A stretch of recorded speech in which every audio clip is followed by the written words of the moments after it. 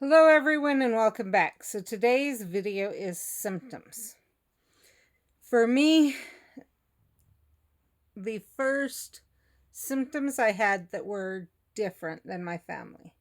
And I make that very clear because it's very hard for me to distinguish other things that actually are common in my family because of EDS that from what's normal for my family.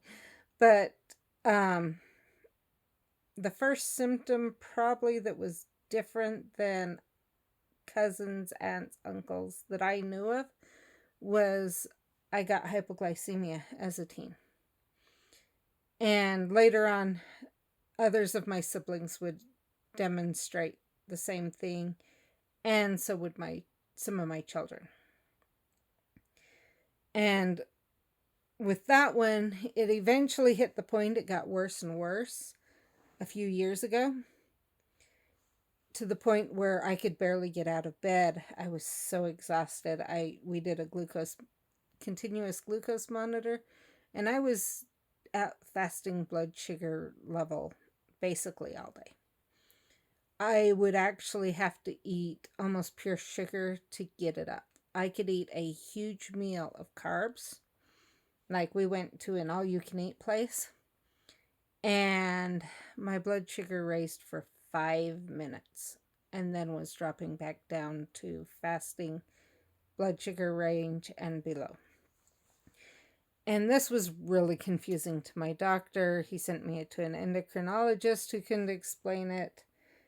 During that time, we found out I had EDS, and I actually went to a GI who said it has nothing to do with your GI system whatsoever. It's endocrinology. And I told him the endocrinologist had said it wasn't them. And he just kept, nope, nope, nope. I refuse to look at blood sugars. I refuse to look at anything. I'm not. That was annoying. So then my doctor sent me to an internist who looked at the symptoms. In the meantime, I had actually gotten over the counter pancreas enzymes, and I started that, and I actually helped my blood sugars. The internist looked at that and said, okay, let's put you on a medication, a prescription for that. It's going to be better than an over the counter. And I started getting my energy back. So that was probably the first the first thing that started and symptom.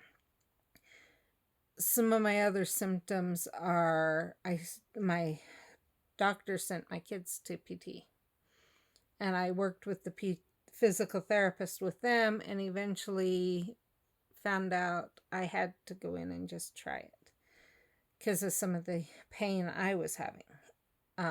I had actually been diagnosed with psoriatic arthritis, then found it was EDS.